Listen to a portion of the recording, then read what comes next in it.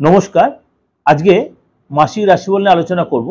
মাসিক রাশিফল বলতে এই 2025 সালের ফেব্রুয়ারি মাসটা, অর্থাৎ বছরের দ্বিতীয় মাস।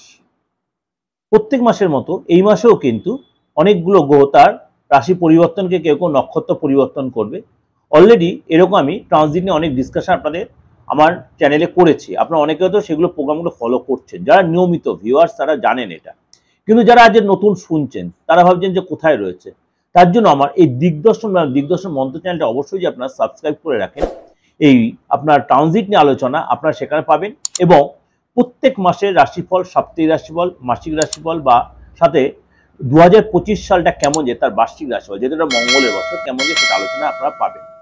এবং এই মাসে যে সমস্ত গ্রহ ট্রানজিট হচ্ছে, যে 3-4টে গ্রহ তার ট্রানজিট, বকরি থেকে মার্গী হয়েছে, কেউ তার অস্ত গেছে, কেউ তার উচ্চ রাশিতে গেছে, কেউ রাহুর সাথে জুতি তৈরি হয়েছে, এবং কেউ তার পিতা পুত্রের মিলন হয়েছে রাশি অনুযায়ী, মানে গ্রহ অনুযায়ী কি কি এফেক্ট হচ্ছে। এবং এই মাসেই মানে মহাকুম্ভের যোগ চলছে। আমরা অনেকেই এই রাশির উপর বেস করেই কিন্তু নানা রকম ভাবে নদীতে বা গঙ্গাকে বা মহাকুম্ভকে স্নান করতে যাচ্ছি। এবং এই মাসেই কিন্তু মানে বসন্ত পঞ্চমী অর্থাৎ সরস্বতী পূজা, বাগদেবী আরাধনা রয়েছে। সুতরাং এই যে মানে সারাটা মাস আমাদের মানে কিরকম ভাবে চলবে বা কিরকম ভাবে কাটাবো সেটাই আলোচনা। এবং এই আলোচনার সাথে সাথে অবশ্যই আপনার রাশিফলটা অবশ্যই মিলবে, 90-95% মিলবে। যাদের রাশি আপনার জানা আছে, বৃষ রাশি বা মানে মেষ রাশি বা বৃষ রাশি, যে রাশি আপনার, যে রাশি হোক আপনার জানা, সেই রাশিটা আপনি ফলো করবেন, অবশ্যই 90-95% মিলবে। এবং আপনাদের নামের অক্ষর অনুযায়ী যে রাশি, যেগুলো আমি মেষ রাশি বলে বলছি, বৃষ রাশি বলে বলছি, বা মকর রাশি বা কুম্ভ রাশি বলে বলছে, যে রাশি আপনার সেটা মিলবে। এবার যদি দেখছেন কোনো জায়গায় একটু কনফিউশন হচ্ছে বা একটু দ্বিধাগ্রস্ত হচ্ছে, অবশ্যই একটু কনসাল্ট করুন। সে আপনি আমার কাছেও আসতে পারেন, বা আপনার যার কাছে তার কাছে গিয়ে আপনি নিজের রাশিটা জেনে তারপরে এটা মেলান, দেবেন একদম পুঙ্খানুপুঙ্খভাবে মিলবে। কারণ আমি খুব ব্যাখ্যা সমেত দিই শরীর, স্বাস্থ্য, পরিবার, সন্তান, চাকরির জায়গা, প্রফেশন, ব্যবসা, সমস্ত আপনাকে আমি ডিসকাশন করে দিয়ে দিই একদম। সুতরাং আপনারা অবশ্যই আপনাদের সেটা খুব চলার পথের পাথেয় হবে। এবং অবশ্যই এই প্রোগ্রামের সাথে জুড়ে থাকতে গেলে অবশ্যই আমার চ্যানেলটা সাবস্ক্রাইব করে নোটিফিকেশনটা অন করে প্রত্যেক মাস সবার আগে দেখতে পাবেন। আর আমার সাথে যোগাযোগ করতে হলে অবশ্যই আমাদের নাম্বার রয়েছে, দেখুন একদম ডেস্কের সামনেই রয়েছে, 8910973325 9433960106। এই দুটো বুকিং নাম্বার আপনি অনলাইনে বলুন, অফলাইন বলতে চেম্বারে এসে আপনি মোটামুটি আপনার নিয়ারেস্ট চেম্বার মোটামুটি পাবেন আমাকে। আর অনলাইনে আপনি সারা ভারতবর্ষে বা বাইরে থেকেও আপনি, বাইরের যারা স্টেটের বাইরের কান্ট্রিরও অনেকে প্রেডিকশন নিচ্ছেন অনলাইনে, তারাও কিন্তু বুকিং ফোন করে আপনি ডিটেলটা জেনে নেবেন। আমার ফিজটা বা রেমুনারেশনটা বা যে কোনো ক্রিয়া প্রক্রিয়া বা আপনার এই তন্ত্রের ক্রিয়া প্রক্রিয়া বলুন বা আপনার প্রতিকার বলুন, বাস্তুর ক্রিয়া, এগুলো কিন্তু আপনি এই ফোন নাম্বারেই ফোন করে জেনে নিতে পারবেন। চলুন তাহলে এই যে এটা নিজস্ব একটু ঢাকটা পিটিয়ে নিলাম। অনেকেই বলে পার্টনার বেশি অ্যাড করে, অবশ্যই করতে হয়, কেন সোশ্যাল মিডিয়ায় প্রোগ্রাম করছি। কারণ আমার এই প্রোগ্রাম আমার মতো যারা প্রত্যেকে কিন্তু এই অ্যাডের জন্য প্রোগ্রামটা করতে বসি। যাই হোক, তার সাথে আপনাদের একটু সার্ভিস দেওয়া। চলুন আজকে বলি মকর রাশি নিয়ে। মকর রাশিতে আপনার রাশিতে সূর্য আর বুধ আপনার রাশিতেই বসে আছে। মকর রাশিতে সূর্য বুধ বসে আছে। 12 তারিখে এই সূর্য আপনার সেকেন্ড হাউসে শনির সাথে জুতিতে, অর্থাৎ পিতা পুত্রের মিলন হবে। এবং শনি সূর্য যখন জুতি তৈরি হয় তখন আপনার জন্য কি তার এফেক্ট বা পজিটিভ বা নেগেটিভ ইম্প্যাক্ট কি হয় সেটা আপনার আলোচনা করব। এবং শুক্র চলে যাবে আপনার মীন রাশি, সেখানে উচ্চস্থ শুক্র, মীন রাশি শুক্র উচ্চ, সেখানে রাহু বসে, শুক্র রাহু জুতি তৈরি হবে, সেখানে লজ্জিত দোষ তৈরি হবে। এবং বৃহস্পতি সেটা থার্ড হাউসে, বৃহস্পতি রয়েছে পঞ্চমে, 4 তারিখে বৃহস্পতি আবার মার্গী, বকরি থেকে মার্গী হবে। এবং 6th হাউসে রয়েছে মঙ্গল, এবং কেতু রয়েছে আপনার 9th হাউসে, অর্থাৎ আপনার আধ্যাত্মিক চেতনা অনেকটাই বাড়বে। 9th হাউসে কেতু থাকলে আধ্যাত্মিক চেতনা বা দান ধ্যান এগুলোর প্রতি অনেক ইন্টারেস্ট বাড়ে। চলুন তাহলে প্রথমে আলোচনা করি শরীর স্বাস্থ্য নিয়ে।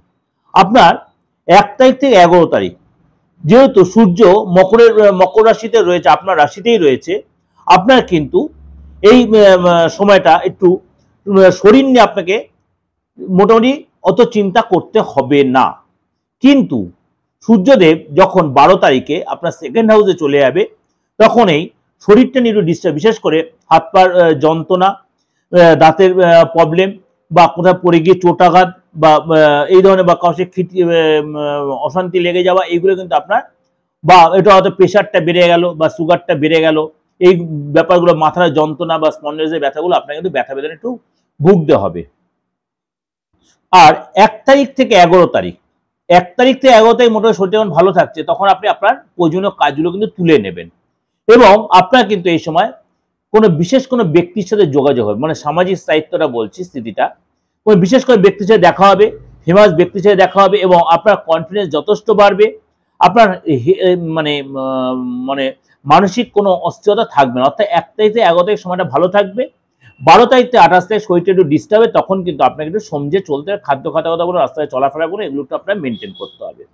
আর্থিক জায়গাটা বলি, 1 তারিখ থেকে 11 তারিখ আপনার আর্থিক জায়গাটা ভালোই থাকবে এবং কোনো জায়গাতে আপনি অর্থ পাওয়ার সম্বন্ধে আটকে থাকা কাজগুলো আপনি কমপ্লিট করতে পারবেন, কোনো অর্থ পেতে পারবেন এবং আর্থিক স্থিতি আগের চেয়ে অনেকটা বেটার হবে। কিন্তু 12 তারিখের পর থেকে সূর্য যখন আপনার সেকেন্ড হাউসে চলে যাবে, শনির সাথে জুতি তৈরি হবে, তখন কিন্তু আপনার সমস্ত কাজে একটা বাধার সম্মুখীন হবেন, ঝামেলা অশান্তিতে জড়িয়ে যাবেন, অর্থহানি, বা আপনাকে হয়তো কোনো জায়গায় আপনার ট্যাক্সে কোনো নোটিশ এসে গেল, বা আপনার হয়তো কোনো সরকারি কোনো নোটিশ বা ব্যাংকের ইএমআই বাকি কোনো নোটিশ এসে গেল, এরকম কিন্তু আপনার আসবে, অর্থাৎ একটা মানসিক অস্থিরতা তৈরি, অর্থাৎ অর্থ যেন আপনার কিছু আসতে চাইবে না, অর্থাৎ লাস্টের 2 সপ্তাহ আপনার জন্য একটু আর্থিক জাতীয় চাপ হবে এবং আপনাকে রাস্তাঘাটে চলাফেরাতে সাবধান, অনলাইন ট্রানজাকশন করতে সাবধান, লোকের সাথে কথাবার্তা বলতে সাবধান, কারোর কথা প্রভোকেটের কোথাও ইনভেস্ট করবে তার অর্থ লস হয়ে যাবে, অনলাইন ট্রানজাকশন কাউকে ধার দেবেন না, টাকা কিন্তু সেই টাকা রিটার্ন আপনি পেতে অসুবিধা হবে এবং আপনি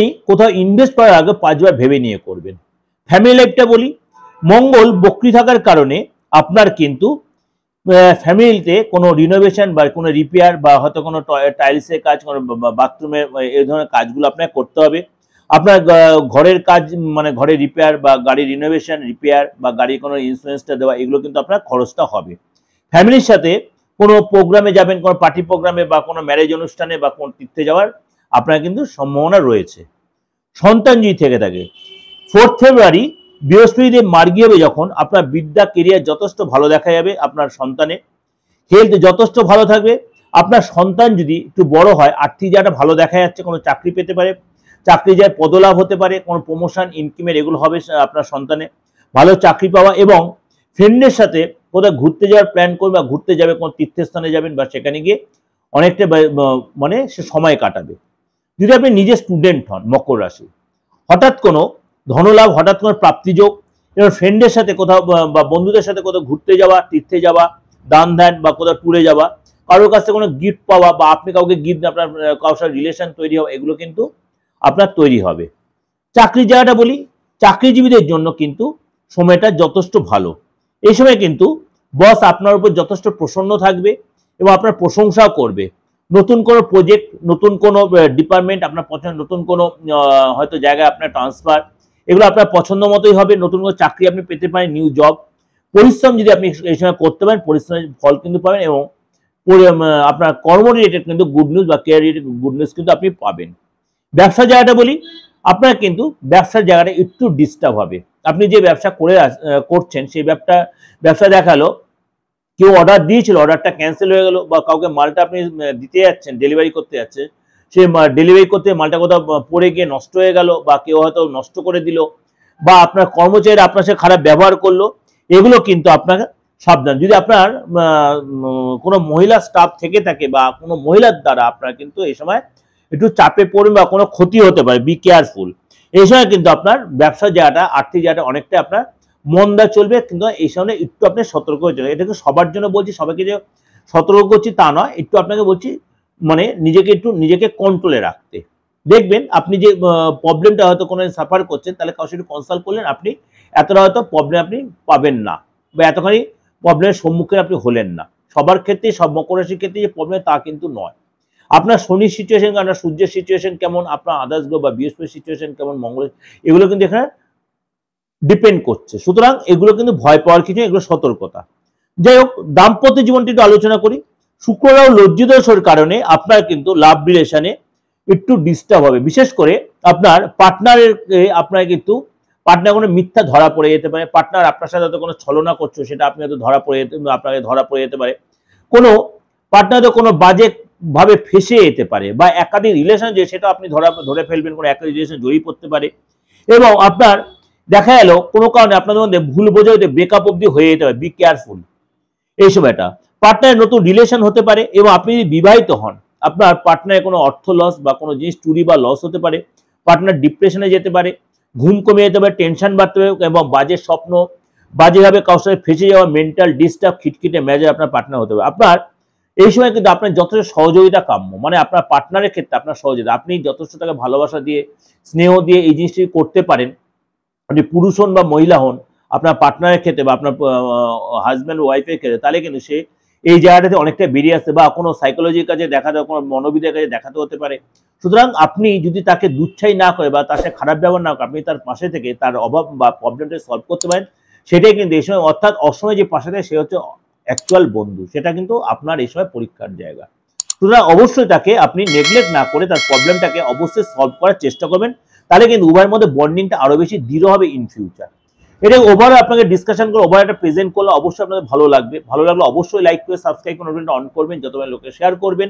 আর অবশ্যই আমার সাথে জুড়ে থাকলে এরকম নতুন নতুন অনেক কিছু প্রোগ্রাম দেখতে পাবেন। নমস্কার, ভালো থাকবেন।